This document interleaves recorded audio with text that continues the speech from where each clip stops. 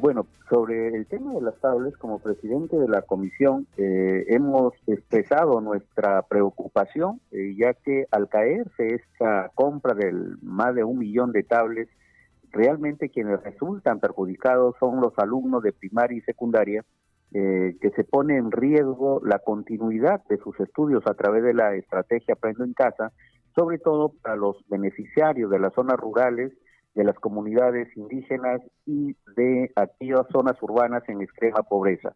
Lamentamos esta situación y esperamos también, ayer por la mañana la Comisión de Educación tuvo sesión y acordó invitar al ministro de Educación para que explique sobre esta situación que afecta a los estudiantes. Y el día de ayer en el Pleno se aprobó también por mayoría de 193 votos la interpelación al ministro de Educación para que absuelva un pliego interpelatorio presentado por Acción Popular, FREPAC, Fuerza Popular y Unión por el Perú, que está referido al tema de las filiales de UTP y de UPAL. Esperamos que al momento en que se dé la interpelación, el ministro pueda absolver las consultas que han presentado los parlamentarios de estas fuerzas políticas.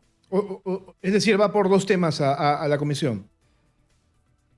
Efectivamente, ¿no? El único artículo que se aprobó ayer en el pliego interpelatorio es sobre estos dos temas específicos. Bueno, pero dejemos por un momento el tema de las universidades, porque al final siempre está este cuestionamiento del ministro al indicar de que se trata de una campaña para ir en su contra, ir en contra de lo que significa la modificación del sistema universitario. Vayamos directamente al tema de la compra, porque es importante en todo caso que ustedes lo cuestionen y le pregunten claramente con los datos que arroja Contraloría, porque esta compra tiene diferentes tipos de formas de explicarse. Por ejemplo, según la Contraloría, los principales hechos que se han detectado para que la compra no sea fiable a esta empresa Toxail han sido los siguientes: plazo de entrega y distribución imposibles de cumplir, no se consideraron condiciones de mercado, falta de requisito para garantizar cumplimiento de conexión de equipos.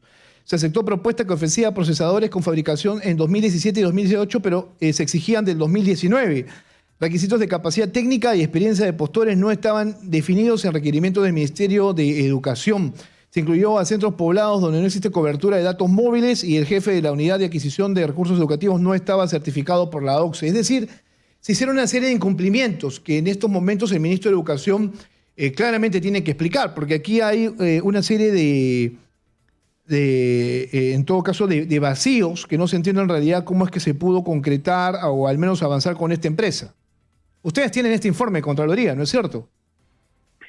Efectivamente, no olvidemos que cuando se instaló el Congreso y se da la emergencia nacional en la que nos sigue afectando a todos los peruanos, el Congreso aprobó una ley para que la Contraloría ejerza control concurrente. Claro. Y el Ejecutivo le asigne el presupuesto, y esto permite que la Contraloría esté en todas las entidades y sectores haciendo este control.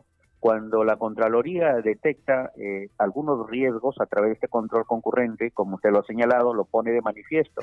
Sin embargo, la entidad del Ministerio de Educación continúa adelante con el proceso y recién se detiene cuando no presentan la carta fianza de fiel cumplimiento, que es el 10% de la inversión. Entonces, al no presentar esta carta fianza y además cuando la empresa matriz, Lenovo, señala que no tiene relación comercial, por estas causales y de oficio el Minedu pues toma la decisión de declarar nulo el proceso. Y reitero, esta cuestión burocrática que desde abril el presidente de la República dio el anuncio y encargó para que en el mes de julio se haga la distribución, lo que origina es que pone en riesgo grave de que los alumnos de zonas rurales que aún no inician sus clases prácticamente remotas a través de la estrategia Aprendo en Casa, el Ministerio de Educación, pone en riesgo realmente el inicio y en algunos casos la continuidad de no, bueno, ya continuidad, ¿no es cierto? Ya no podemos hablar de un inicio, estamos casi a mitad del año, me faltan pocos meses para que acabe. Lo que yo apunto, y creo que se lo comenté en algún momento al ministro de Educación, es que al final el gobierno va a tener que pasar a todos los estudiantes. No sé si ustedes están conformes con el programa Aprendo en Casa. Yo particularmente también le hice la siguiente pregunta: ¿cómo hacer una evaluación? ¿Cómo saber que los niños han aprendido o no, que han estado cumpliendo con el desarrollo de esta currícula que salió de la nada? cómo saber que sus padres se han involucrado, cómo hacer la medición en realidad de que ellos han cogido lo mejor del programa para poder, no sé, tal vez pasar de año. Sí, considero que una posición es la del ministro, que se anunció la estrategia y luego se implementaba a través de radio, la televisión y la web. Sin embargo, también he podido, como presidente de la Comisión de Educación del Congreso, ver el esfuerzo y el trabajo de muchos maestros que no solamente se han quedado en la estrategia, sino que utilizando también su profesionalismo, su creatividad, tienen una cercanía permanente con sus estudiantes, eso no se discute. Entonces, ahí el aporte... Eso no se discute, además eso es bastante loable. El tema es que son casos aislados. Esto debería ser una política integral. Ya a 5 meses de haberse iniciado esta emergencia sanitaria, hay cosas que se pudieron haber corregido para hacer mejor el programa, por ejemplo, Aprendo en Casa.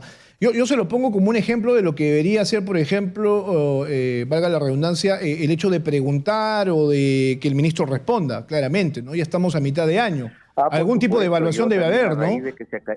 Que cuando se declara nulo este proceso de las tablets, he hecho la exhortación pública al ministro en que tiene que presentarnos una nueva estrategia en este nuevo semestre, porque no podemos continuar con la misma estrategia sin hacer un balance realmente de aciertos y errores que se hayan presentado. A veces el Ejecutivo no hace una pausa y hace el balance. Considero que en el mensaje presidencial tampoco hubo este balance sobre la pandemia, ¿no? De cuáles son los aciertos, cuáles son los errores, para a partir de ahí establecer una estrategia real mirando el mediano y el largo plazo. Y en el caso de la educación, considero que el ministro tiene que presentar una nueva estrategia, sobre todo para estos estudiantes de zonas rurales y zonas urbanas en pobreza, que iban a ser los beneficiarios. Son más de 27,000 colegios y cerca de 1 millón de estudiantes y profesores que iban a ser beneficiarios, y que centraban sus esperanzas en estos dispositivos electrónicos para acceder realmente a una estrategia o a la educación remota. Caído este proceso, bueno, lo primero que se debe de hacer es continuar y tomar el contacto directamente con las casas matrices que fabrican estas tablets, con la finalidad de lo más pronto posible de adquirir el material. Pero mientras no se adquiera, yo creo que ya es el momento que se presente una nueva estrategia para que los estudiantes no se queden fuera del sistema educativo no presencial que se está llevando a cabo por el motivo de la pandemia.